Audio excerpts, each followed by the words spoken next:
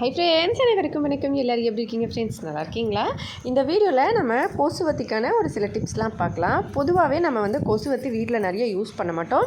நானுமே நான் வீட்டில் கொசுவத்தி யூஸ் பண்ண மாட்டேன். இது மாடு ரூமில், அதாவது மாடு கொட்டகை இருக்குது இல்லைங்களா, அது உள்ளே வைக்கிறதுக்காக. ஏன்னா மழைக்காலம் வந்தால் கொசு நிறைய கடிக்கும், அதனால் இதை யூஸ் பண்ணுவேன். இப்போவும் நம்ம ஒரு சிலர் இந்த மாதிரி யூஸ் பண்ணிட்டு தான் இருக்கோம் கொசுவத்தி வீட்டில் கூட. இந்த மாதிரி கொசுவத்தி வச்ச உடனே என்ன ஆகும்னா, இப்படி அப்படியே கீழே வந்துடும். இந்த மாதிரி வராமல் இருக்கிறதுக்கு நம்ம இப்படி திருப்பி வச்சோம்னா இது அந்தளவுக்கு ஈஸியாக கீழே வராதுங்க.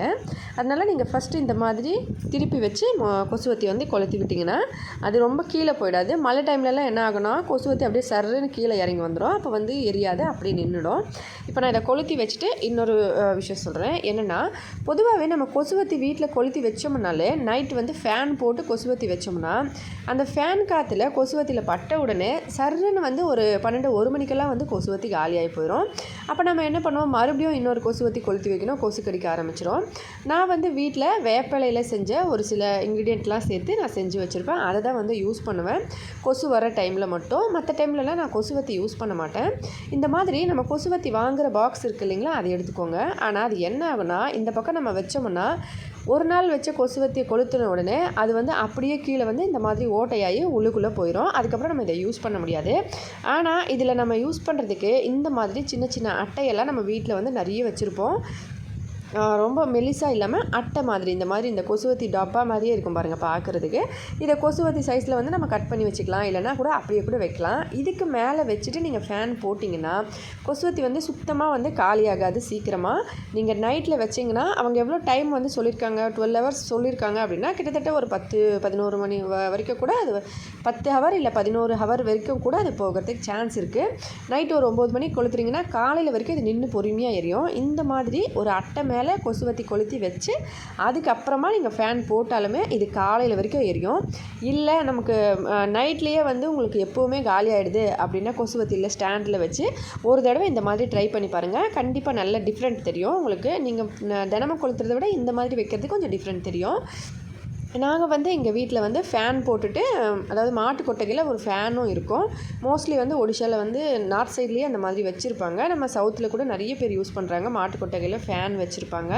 அதுக்கப்புறம் கொசுவத்தியும் வைப்பாங்க. இந்த மாதிரி எங்கள் வீட்டில் கொசுவத்தியும் ஃபேனுமே இருக்குது. நைட்டில் நம்ம கொசுவத்தி வச்சோம்னா நடுராத்திரிலே மாடு கத்த ஆரம்பிச்சிருவாங்க. அதாவது ஒரு மாதிரி சத்தம் அவங்க காலை கையை உதச்சிக்கிற மாதிரி அந்த மாதிரி சத்தம் கேட்கும். அப்போ நமக்கு தெரியும் மாடு கண்டிப்பாக கம்ஃபர்டபுளாக இல்லை, அவங்க கொஞ்சம் கஷ்டமாக இருக்குன்னு சொல்லிட்டு நம்ம மறுபடியும் இன்னொரு கொசுவத்தி கொளுத்தி வைக்க வேண்டியிருக்கோம். அதனால் இந்த மாதிரி ட்ரிக் நான் பயன்படுத்தியிருந்தேன். ரொம்ப நல்லா இருந்தது. இது ஒரே ஒரு அட்டை இருந்தால் கூட நம்ம இந்த பக்கம் ஓரமாக வச்சு நடுவில் வச்சு கொளுத்தி விட்டு மறுபடியும் அடுத்த நாள் இந்த பக்கம் கொஞ்சம் தள்ளி வச்சு அந்த மாதிரி இந்த அட்டையை நம்ம யூஸ் பண்ணலாம். இந்த மாதிரி நம்ம ட்ரெஸ்ஸு வாங்கும்போது, ஏதாவது பார்சல் வாங்கும்போது நிறைய இப்போல்லாம் இந்த மாதிரி பாக்ஸு பேப்பர் எல்லாம் ரொம்ப ஈஸியாக கிடைக்கும்.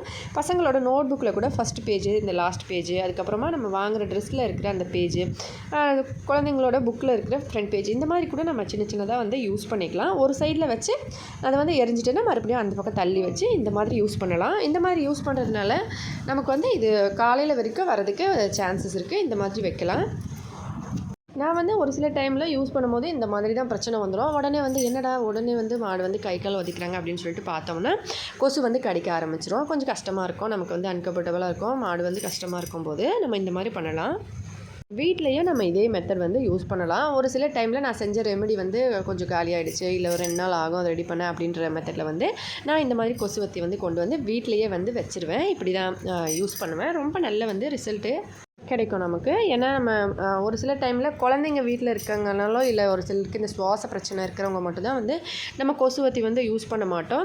மற்றபடி கொஞ்சம் பசங்க பெருசான அப்புறமாவோ, இல்லை இப்போல்லாம் நம்ம நேச்சுரலான கொசுவத்தின்னு சொல்கிறாங்க. ஆனால் இருந்தாலும் அதில் ஏதாவது கண்டிப்பாக கெமிக்கல்ஸ் இருக்கும்.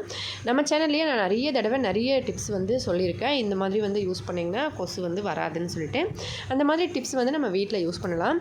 ஒரு சில டைமில் நீங்கள் கொசுவத்தி யூஸ் பண்ணுறீங்க, மற்றபடி ஏதாவது வெளியில் இருக்கீங்க, ஒரு இடம் ரூம் இந்த மாதிரி இருக்குது அப்படின்னா கண்டிப்பாக வந்து நீங்கள் இந்த மெத்தட் வந்து யூஸ் பண்ணுங்கள். உங்களுக்கு ரொம்ப வந்து யூஸ்ஃபுல்லாக இருக்கும்.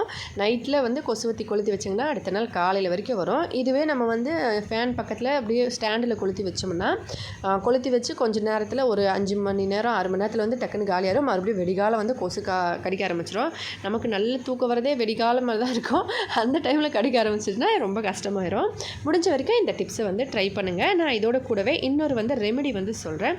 அதாவது ஒரு டிப்ஸ் மாதிரி இந்த மெத்தடும் நீங்கள் ட்ரை பண்ணிங்கன்னா கண்டிப்பாக வந்து வீட்டில் வந்து கொசுக்கள் வந்து வராது. இது நல்ல வேலை செய்யும். வீட்டில் வந்து குழந்தைங்க இருக்காங்கனாலும் இல்லை சுவாச பிரச்சனை இருந்தாலும் நீங்கள் இந்த மாதிரி வந்து செய்யலாம். ஒரு கப் அளவுக்கு தண்ணி எடுத்துக்கலாம். இதில் நம்ம வெங்காயம் பூண்டு தோல், அதாவது நம்ம சமைக்கும் போது வெங்காயமும் பூண்டும் அந்த தோல் வந்து இப்போ வச்சுருக்கோம் இல்லைங்களா, அதை சேர்த்துக்கோங்க.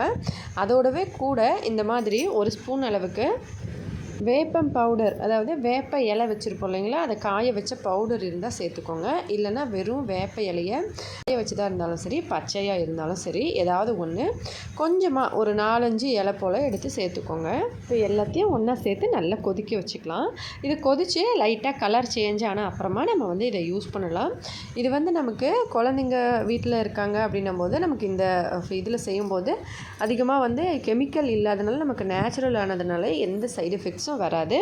ப்ளஸ் பெரியவங்களுக்குமே ஒரு சில டைமில் இருமலெல்லாம் இருக்கும்போது நம்ம இந்த மாதிரி கொசுவத்தி கொளுத்தி வச்சு அந்த புகை வந்து ஒத்துக்காது. நம்ம அந்த மாதிரியும் வந்து யூஸ் பண்ணிக்கலாம். இப்போ இது நல்லா கொதித்து இந்த மாதிரி கலர்ஃபுல்லாக சேஞ்ச் ஆன அப்புறமா இதை நம்ம அப்படியே வடிகட்டிட்டு எடுத்துக்கலாம். இதில் இன்னொரு ஆப்ஷனல் இருக்குது. ஒரு சில டைமில் இல்லை ஒரு சில இடத்துல உங்களுக்கு வேப்பிலை கிடைக்கல அப்படின்னா கண்டிப்பாக இதில் நீங்கள் வேப்பிலைக்கு பதில் இந்த பிரியாணி இலை 2 சேர்த்துக்கலாம். பிரியாணி இலை நமக்கு கண்டிப்பாக வீட்டில் எப்போவுமே இருக்கும். நம்ம சமையலுக்கு பயன்படுத்துகிற பொருள்னால இருக்கும். ஆனால் வேப்ப இலை வந்து ஒரு சில இடத்துல சிட்டியில் இருக்கவங்களுக்கு வந்து கிடைக்காது, கொஞ்சம் கஷ்டமாக இருக்கலாம். மோஸ்ட்லி கிடைக்கிறதுக்கு சான்ஸ் இருக்குது. இல்லை ஒரு சில டைமில் வந்து கண்டிப்பாக பக்கத்தில் எதுவும் மரம் இல்லை, ரொம்ப வந்து சிட்டியில் இருக்கீங்க அப்படின்னா வந்து நீங்கள் இதை யூஸ் பண்ணலாம். எப்பயாச்சும் எங்கேயாச்சும் பார்த்தீங்கன்னா கொஞ்சமாக கொண்டு வந்து அதை அப்படியே வந்து வீட்டில் ஒரு உரமாக வச்சிங்கன்னா அதுவே காஞ்சிரும், காய வைக்க தேவையில்லை. அதை வந்து நீங்கள் இந்த மாதிரி டிப்ஸ்லாம் பண்ணும்போது யூஸ் பண்ணிக்கலாம். குழந்தைங்களுக்குமே வந்து கொஞ்சம் கஷ்டமாக இருக்காது. நமக்குமே வீட்டில் யாருக்குமே வந்து கெமிக்கல் ஒத்துக்காது. நம்ம அதனால் மோஸ்ட்லி அவாய்ட் பண்ணுறது நல்லது. இந்த மாதிரி நேச்சுரலாக செய்கிறதுனால எந்த சைடு எஃபெக்ட்ஸும் இருக்காது. நம்ம இந்த மாதிரி ஒரு தடவை செஞ்சிட்டோம்னா இது வந்து கிட்டத்தட்ட ஒரு 3-4 நாள் வரைக்கும் நம்ம யூஸ் பண்ணிக்கலாம்.